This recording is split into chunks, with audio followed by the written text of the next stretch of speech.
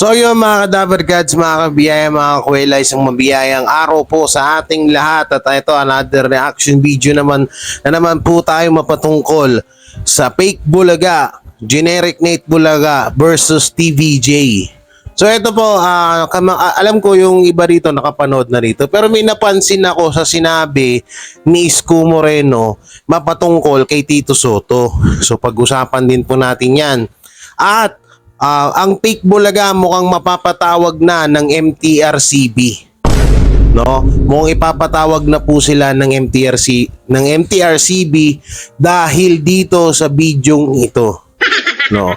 At ayun, tuloy pa rin po ang mga iba't ibang mga vlogger sa patuloy na pagkukumpara kay Jose Manalo at Isko Moreno mapatungkol sa mayor issue sa segment ng EAT ng TVJ na kung saan ay mayor po ang ganap ni Jose Manalo. So dito pag-uusapan po natin yan at syempre bago natin simulan huwag niyo pong kalimutan na mag-like, share, comment, and subscribe sa ating YouTube channel at pakipindot na lang din po yung bell button para lagi tayo updated sa ating mga video araw-araw at pakisuportahan din po yung mga kasamahan ko na nandiyan sa description ng kanilang mga links. So ito po at ating panoorin. So ito po mga kabiyaya, kamakailan lang po ay itong video na to no, na kung saan ay may sinabi daw dito si Ai tuloy si Cassie na hindi kaaya-aya. So titignan natin kung sinadya ba or hindi or kung pwede ba to na maipatawag sa MTRCB, kung bawal nga ba talaga itong salitang ganito, no? So yun, panoorin po natin. Hindi pa kayo mga kahulog sa akin? Ang OA na, ang dami na kayong utong sa utong? Kasi Legaspi ipapatawag ng MTRCB dahil sa umano'y sa isang pagkakamali na nagawa niya sa segment na Happy ng Itbulaga nitong Sabado, August 26, kung saan ang topic na pinag-uusapan ay tungkol sa utang. Dito nga ay narinig niyang nag-uusap sila Cheryl Solomon, Winwin Marquez, Alexa Miro at Arasan Agustin, kung saan nabanggit ang mga utang na hindi mababayaran. Ganito ang malinaw na sinabi ni Cassie, kayong lahat hindi pa kayo makakahulog sa akin. Ang OA na ang dami na kayong utong sa akin, nagulat si Cassie at binanggit pa ng mas malinaw, utong. Imbis na utang ay utong ang nasabi niya. Hindi pa kayo mga kahulog sa akin? Ang OA na, ang dami na kayong utong sa utong? Utang sa akin!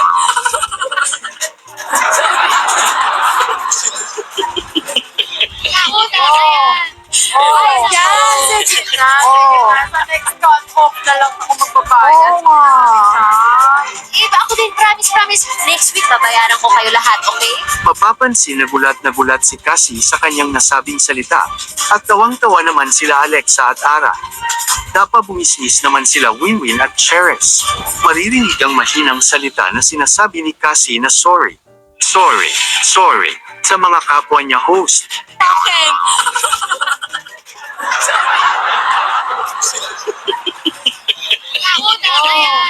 Kamakailan lang ay ni-mention ng mga netizen ang MTRCB dahil sa pagbanggit ng vibrator ni King Chu sa programang It's Showtime. Sumasali sa mga contest, ano ba ito? Sabi. Nasa Baribalino. Announcer po ba kayo? Hindi po yung vibrator ng boses. Radio announcer. Vibration ng boses. At humingi naman ng paumanhin si Wally Bayola sa pagmumura niya sa EAT.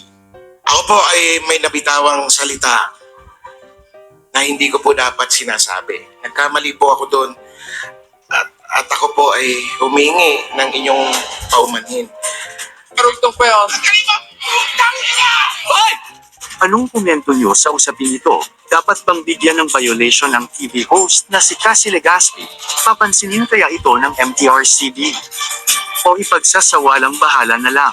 Hindi pa kayo mga kahulog sa akin? Ang OA na, ang dami na kayong utong sa utong? Utang sa akin!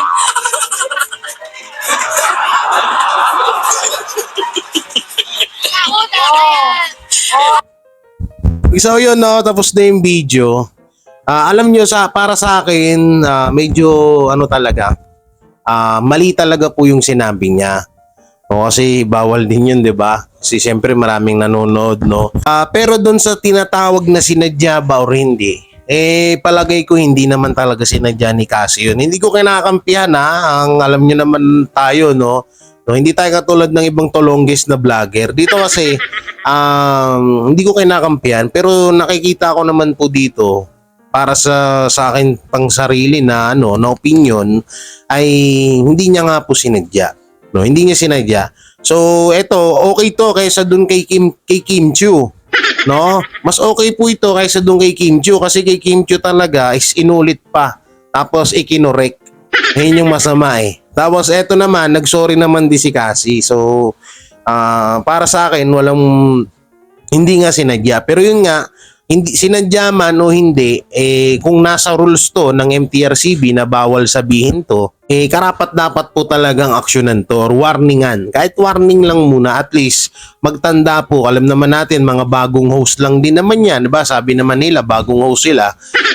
So, para sa akin, siguro bigyan ng warning. Kasi kitang-kita naman po na hindi niya sinadya yung pagkakasabi niya. Hindi ko sila kinakampihan, no, pero siyempre maging rin tayo dito, maging patas lang. Hindi tayo katulad ng mga Iskonian vlogger, no, na yun na, mga tolongges, no. So dito, para sa akin warning na lang, no. Ang maganda rito warning para pumasok sa isip nila na hindi na nila ulit yung mga ganung sasabihin nila, no? Maiwasan nila, 'di ba? So ano kayo mga kadabarkads, anong may bibigay nyo na komento sa bidyong ito ni Cassie Legaspi, ang anak ni Carmina Villaruel, na nagtanong kung sino ang may attitude sa mga dating host ng Itbulaga. Ay, napanood nyo na ba yun, guys? Baka hindi nyo pa napapanood, nandyan lang po, i-check nyo na sa sa mga video ko, no? Baka hindi nyo pa napapanood yung sinabi ng mami niya. Pero alam ko nung pakananon GMA. No? So yun, dito tayo mapunta, no? Na kung saan ay pilit na pinagtatapat or pinagkukumpara si Jose Manalo at Isko Moreno dahil po sa mayor na segment na yan. So ano ba talaga? Sino ba talaga tunay na mayor? No? Alam niyo ito bago natin simulan yung video. Yun nga, gaya nung sinabi ni Bayot Bay, na bakit daw may pa-mayor pa si Isko Moreno, si Jose Manalo. Alam naman daw nila na si Isko Moreno ay dating mayor, tas nasa kabilang sa inalisan ng TBJ. So doon wala tayong na tayo doon, tapos na tayo doon, nasagot na natin. Pero ulitin natin na una-una walang pakialam ang TBJ sa Isko Moreno mo, no? Walang pakialam si Jose Manalo kay Isko Moreno mo. Kung matatandaan nyo, sino po ba ang pinakasikat na naging mayor na napag-usapan talaga dito sa Pilipinas? Hindi si Isko Moreno. No, ako hindi ako na-impress dun sa pag-mayor ni Isko Moreno. Wala akong pakialam dun, no. No, eto kung sakali man na may ginagaya or may ginaya nga, no, si Jose Manalo diyan sa mayor niya na yan, ay walang iba kundi si Duterte. Diba? Kung natatandaan nyo, si Duterte po ang pinakasikat na mayor, no, na sa kasaysayan ng Pilipinas. Hindi po si hindi si tawag dito si Isko Moreno, ha? Naging sikat lang si Isko Moreno nung binenta niya yung Divisoria. Damn! Divisoria ba? Tama? Tumatulay ako dun sa sinabi ko. Para sa kaalaman lang ng lahat, kasi si Jose Manalo, sa mga show nila ni Wally Bayola, palagi niyang ginagaya si Duterte. No? Kung meron man at kung sakaling may pinaggayahan nga yung segment ng Sugod Bahay mga kapatid, ng Legit Dabarkads, ng EAT, ng TBJ, sa TV5, mga ba nun? No? Maaaring kay Duterte yan. No, nung panahon na si Duterte ay mayor pa, dahil idol po yan ni Jose Manalo. Pero yung kay Isko Moreno, napakalayo talaga Napakalayo.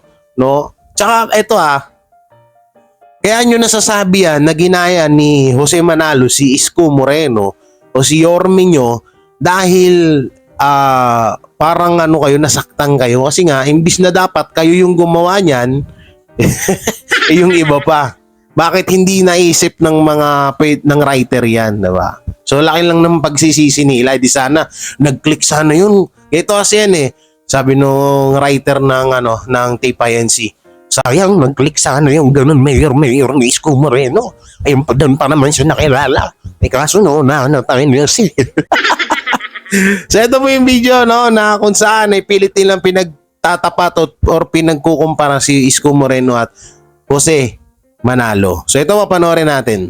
So ito po yung video. At ito panoorin natin at pakinggan natin ng gusto. Itong vlogger na to hindi ko alam kung kanino siya panig, pero panoorin muna natin bago tayo magbigay ng komento. So ito po. Jose Manalo, tinatapatan nga ba si Mayor Isko Moreno? Narito ang buong istorya.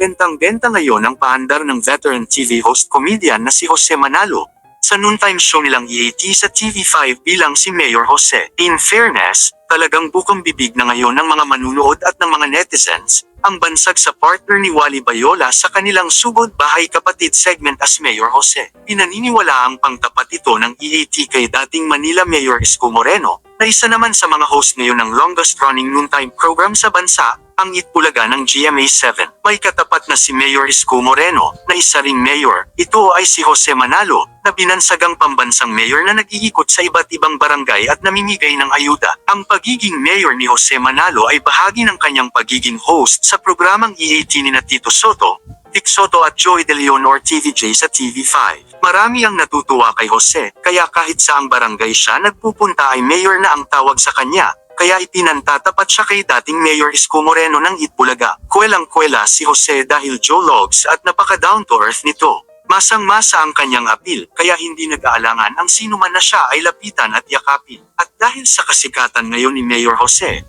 marami ang nagpapalagay na mukhang may plano raw ang komedyante na pumasok na rin sa mundo ng politika. Baka raw naghahanda na si Jose Manalo sa kanyang pagtakbo sa politika. Kaya naman nagsisimula na siyang magpakilala bilang mayor sa pamamagitan ng segment nila sa EAT. Sa pakikipag-usap namin sa veteran comedian sa nakaraang MediaCon ng bago nilang show ni Wally Bayola sa TV5 na Wow Mali Doble Tama, natanong siya tungkol sa isyu ng politika. Agad namang inamin ni Jose Manalo na maraming humihikayat sa kanya na sumabak na rin sa politics, kung saan iba't ibang posisyon sa gobyerno ang inalok sa kanya. Yung tatakbo sa politika, hindi po yan mangyayari. Ang paglilinaw na Alam nyo, palagi itong, ba't kaya nang didilim yung camera ko? Ang hirap pagbago yung cellphone hindi nakaset ng maayos eh. O yan, lumiwanag naman na sobra. Pasensya na ho kayo sa cellphone natin. So dito, maraming nagsasabi na kung saan ay si Jose Manalo po daw ay tatakbo. Kaya daw nagpapakilala na. Malabong mangyayari ho yan. Yun yung mga kadabarkads, ang dami talagang lumalaganap at mga nagko-comment na ang mga sabi-sabi nila, kaya naman ginagawa ni Jose Manalo yan kasi tatakbo siya ng politika sa lugar nila. Tatakbo doon ng mayor. Si Jose Manalo, sabi ko, isa pong kalokohan yan. Yung mayor na yan, i-segment lang po yan. Tsaka wala ho sa utak ni Jose Manalo na tumakbo. Hindi po katulad ng iba, si Jose Manalo, hindi po katulad ng ibang mga katulad niya nila Isko Moreno na gagamitin ang generic na Itbulaga para sa politika. So hindi ganyan si Jose Manalo. Kaya sana wag niyo po sanang pagkumparahin si Jose Manalo at Isko Moreno dahil napakalayo po talaga. Promise at never pong ginaya ng TVJ or never po nang gaya ang TVJ ng mga segment dahil po sila ay may originality. Ang dami na pong napasikat ng TVJ na mga segment na ginaya na nga po ng iba. Katulad po ng Fake Bulaga, 'di ba? So ang alam nyo yung si Bayot Bay, yung ginagawa ng sinusuportahan niya na noontime show, ibinabaliktad niya sa TVJ. Kung ano yung gawain doon, iyon ang ibinabato niya sa TVJ. Kaya wag po kayo magpapaniwala doon, lang talaga yun. May alien po sa loob ng ulo po nun. So tuloy natin. komedyante sa harap ng mga media. Pag-amin pa ng TV host comedian, marami talagang nag-aalok sa kanya na tumakbo sa iba't ibang posisyon sa gobyerno, pero palagi niyang tinatanggihan ang mga ito. Lahat niya, maraming nag-o-offer dati. Konsehal, merong vice mayor, pero wala talaga. Hindi ko linya yan, mahirap yan. Kailangan, yung pinag-aralan mo, mataas. Kailangan, alam mo lahat yung gagawin mo. Hindi yung uupo ka na lang, hindi pwede, mahirap. Katwiran ni Jose Manalo. Dagdag pang paliwanag ni Mayor Jose Manalo, Alam nyo, sa pool dun sa pool yung ibang politika dun sa sinabi ni Jose Manalo na hindi po pwede yun na wala kang alam. Yung tipong basta-basta ka lang uupo. Basta-basta ka lang magiging mayor. Na tapos wala ka namang kaalam-alam, dapat ano ka dyan, may aral ka. O alam mo yung mga dapat gawin bilang mayor. Nako, sa pool na naman kayo. artista, nagpapasaya tayo, tumutulong, ganun din ang mga politiko. Samantala, natanong din si Jose Manalo, kung feeling ba niya ay nag-level up na ang kanyang showbiz career makalipas ang ilang dekada sa mundo ng telebisyon at pelikula. Mula noong nag-artista na ako, hanggang ngayon, hindi ko pinapakiramdaman na lumi-level up o nagli-level up na ako. Never akong tumitingin sa palakpak ng tao at sa sigawan ng tao. Paliwanag ng komedyante. Bukod sa EAT ng TV5, napapanood din si Jose Manalo kasama si Wally Bayola sa Ultimate Prank Show sa bansa na Wow Mali Doble Tama tuwing 6:15 p.m. every Saturday with same-day airing at 7 p.m. sa Buko Channel. For more Jose Manalo and Isko Moreno latest updates. Alam nyo, yung yan ang kinaganda kay Jose Manalo. Alam nyo, yung pagiging humble niya. Biruin mo alam naman natin kung gaano kasikat si Jose Manalo, pero pilit niyang hindi yan parang hindi niya pinapansin. O sinasabi, or sa madaling salita, napaka down to earth niya pa rin na hindi niya iniisip na sikat na siya, kilala siya. Hindi katulad ng iba, ng mga artista, ng mga celebrity na alam mo yun, yung kada parang alam mo yung feeling nila, sikat na sila, hindi na sila pwedeng mag-sorry, hindi na sila pwedeng magpakumbaba. Yung iba kasi yung artista ganyan, pero yung iba hindi ko naman po nilalahat, no. Pero yan ang kinaganda kay Jose Manalo, kaya ayun, talagang tinatangkilig ng sambayan ng Pilipino yung kanilang segment sa EAT na Sugod Bahay, mga kapatid, pati yung kanyang Mayor Jose Manalo. Hindi matalo-talo dahil pinanganak na manalo. Ayos. So yun, dito na tayo sa video na kung saan ay ang sabi kasi sa akin nung nag-send dito ay parang feeling daw ni Isko Moreno ay matagal na daw siya sa Itbulaga. Ano na naman ba kaya to? Promise, pag nag-reaction ako nitong video na to, magwawala na naman yung mga tolongges na mga vlogger. So pakinggan natin para mas maganda, no? Ano nga ba talaga tong sinabi ni Isko Moreno dito? Na pagkakasabi kasi sa akin nung nag-chat ay nung nag-send nito ay sabi niya, Sir J, paki-reaction na nga. Feeling kasi ni Isko Moreno matagal na siya dyan sa Itbulaga. So ito po mga Dabarkads, yung video na kung saan ay may sinabi nga daw si Isko Moreno na hindi nagustuhan ng mga legit Dabarkads supporters. Nambubulol na naman ako. No, at dito sabi ni Isko Moreno parang feeling niya ay matagal na daw siya sa Itbulaga. So ano kaya to, no? Ito po, at panoorin na ho natin para lubos natin maunawaan. Binabati po natin ang ating dating minamahal na senador na dating nating kasama dito sa Itbulaga. Happy birthday, Tito Sen! Isko Moreno nagbigay respeto ba o isa lang itong pangpasar sa TVJ? Kung saan binati niya ng happy birthday si Tito Soto bago mag-umpisa ang jackpot round.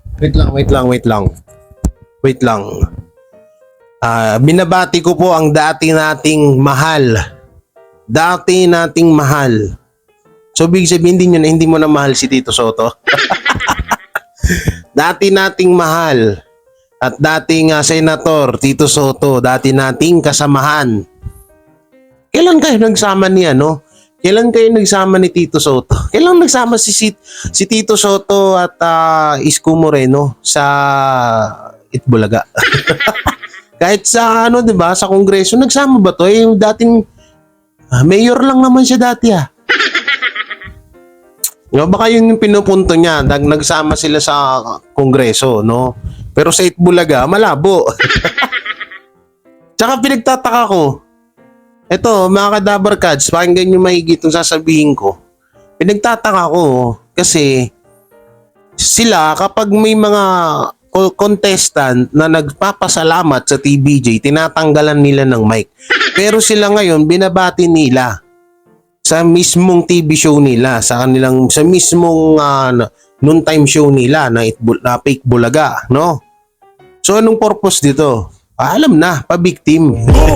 Pasinpatya na para sabihin ng mga tao at sabihin na naman ni Banat Bay, uy, Si Isko Moreno, bait-balik talaga. Wala talagang bias sa katawan. Wala talagang ano sa katawan kasi binabati pa ang TBJ.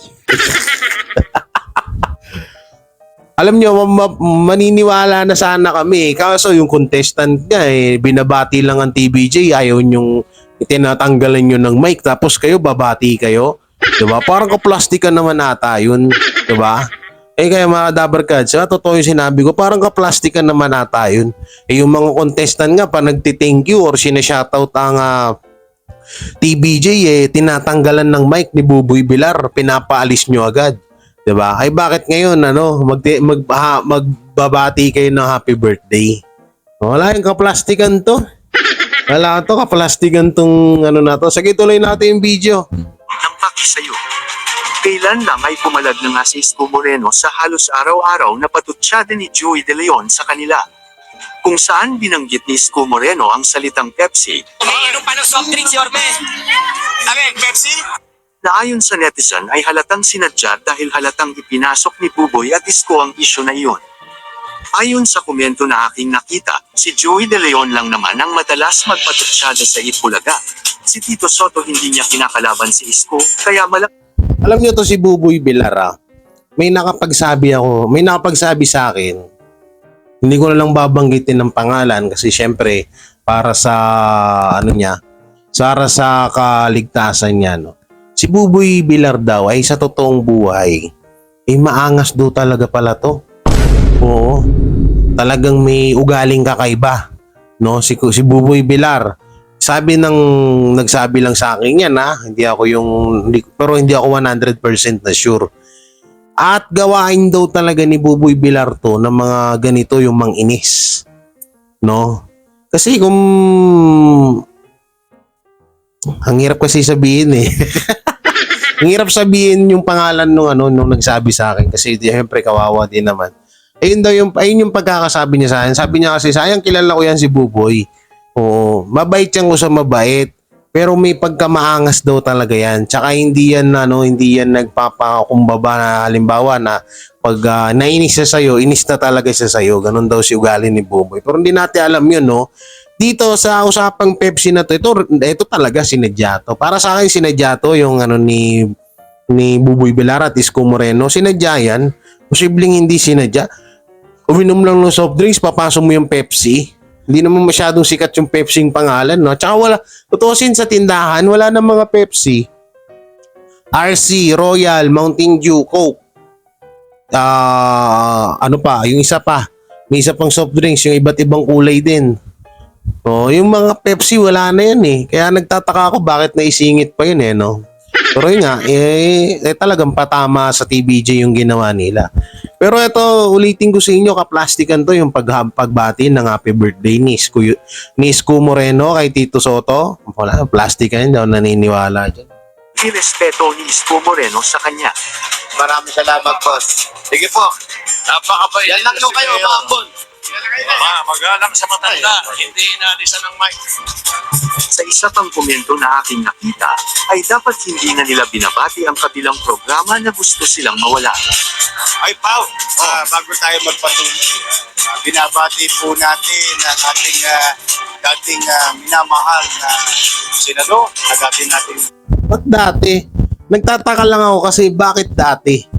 Hindi ba pwedeng babatiin natin ang mahal nating senador? Dating mahal or dating yan? Dapat pinagkakahiwalay. Dati nating kasama dito sa Itbulaga. Ayun, nakalagay nasa baba. Dati nating kasama dito sa Itbulaga. dati nating kasama. Bakit? Matagal na ba kayo dyan? Kailan lang kayo dyan ha? Bagay, nag-celebrate nga kayo ng 44 years. Katawa naman to mga to. Tuloy natin. Happy birthday, Tito Sen. Belated happy birthday.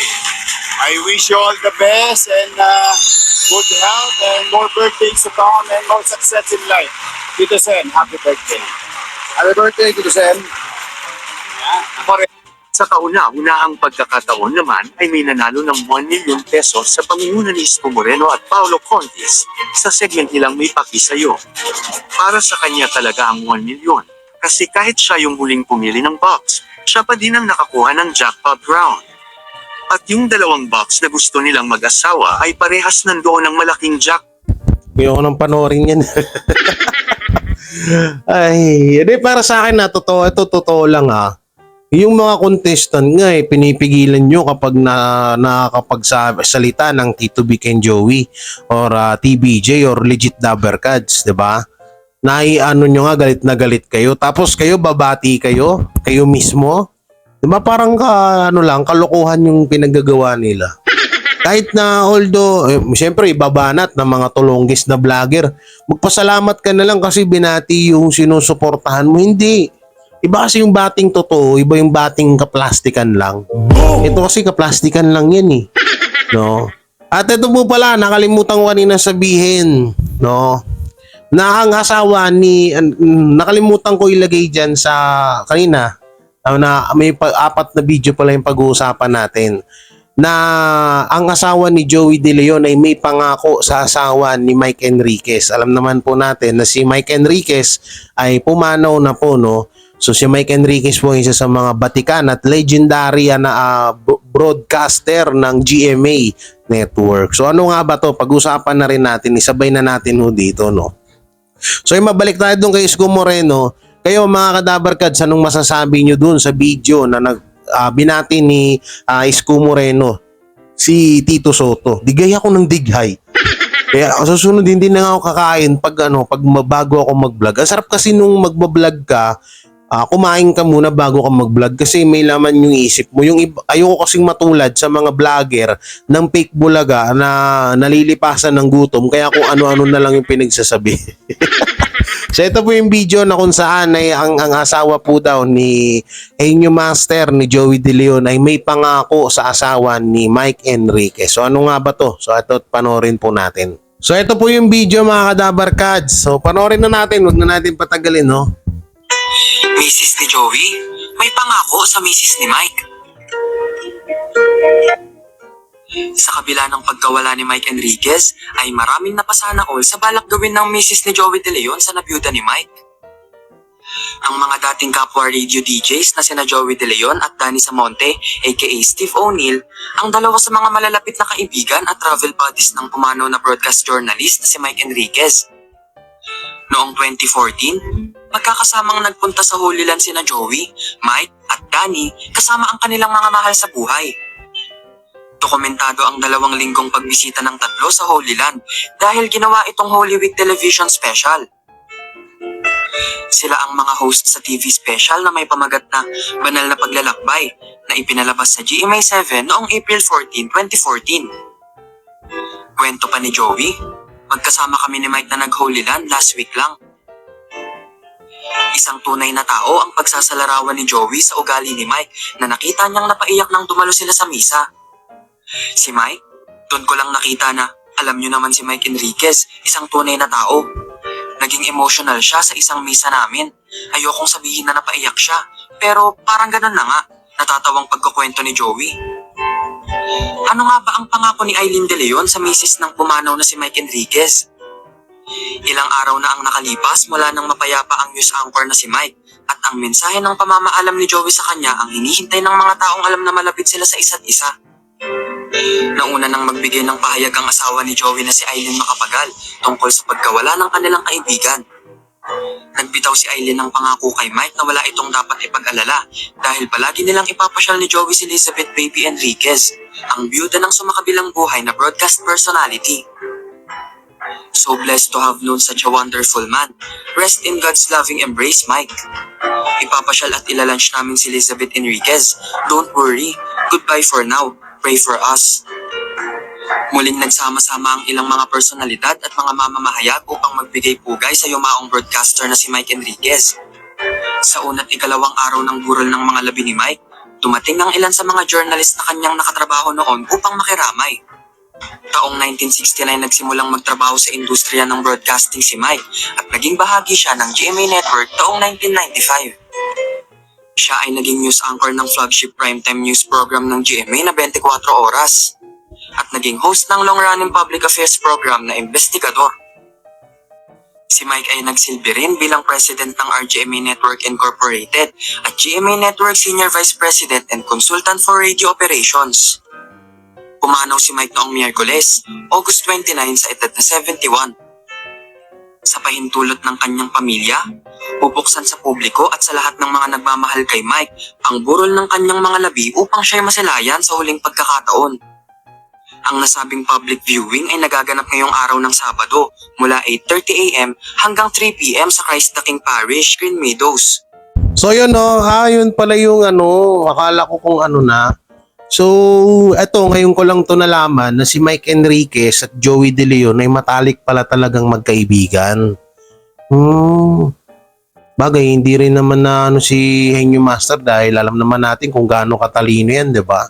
Tsaka alam naman din natin na kahit ganyan si Henyo Master na may mga patama sa kabila, sa TPINC or sa Fake Bulaga, nananalaytay pa rin yung kabutihan at kababaang loob ni Henyo Master ni Joey De Leon. Siyempre at yung asawa niya na rin na asawa ni Sir Joey De Leon na si Mami B. Mami B, Tita B ang ko dun ang lagi ko nasasabi, Tita B. So i-comment nyo na lang niyo kung anong pangalan ng asawa ni Henyo Master na makakalimutin kasi talaga ako, pasensya na kayo. So dito, alam nyo yung ganyan ni Henyo Master, ito ulit-ulitin ko para maunawaan ng mga tulongges, ng mga vlogger, yung mga patama ni Henyo Master, hindi talaga rekta sa mga host, diba?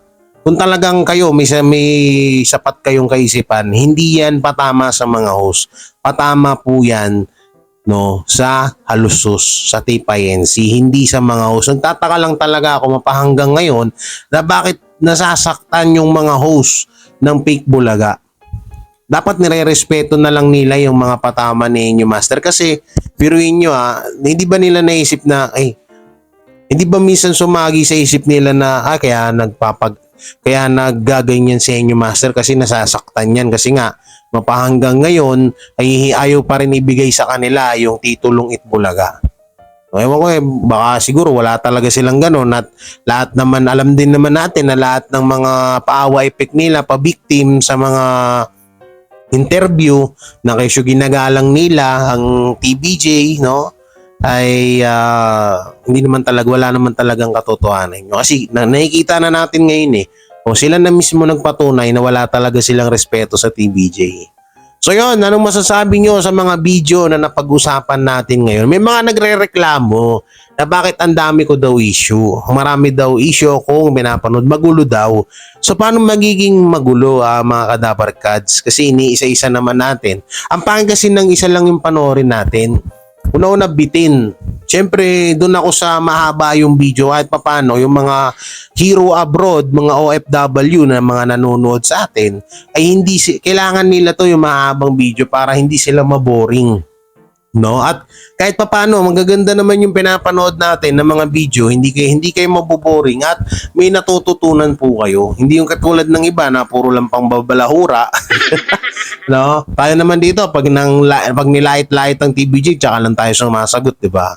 So hindi naman tayo nangunguna ng manglait, So yun mga kadabarkads, anong masasabi nyo sa mga video na napanood natin? Siyempre, don't forget to like, share, comment, and subscribe sa ating YouTube channel at pakipindot na lang din po yung ating bell button para lagi kayo updated sa ating mga video araw-araw.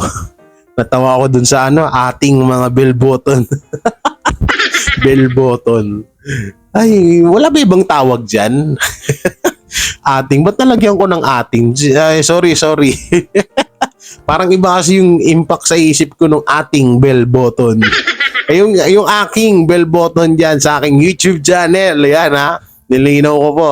At pakishare po ng mga video natin. And mega love shoutout sa lahat ng legit Dabbercads. Maraming salamat po sa patuloy na suporta nyo kay Jay Guevara TV. At sa lahat ng TBJ Defender, TBJ Reactor. So ingat po kayo palagi and God bless and peace. Bye-bye.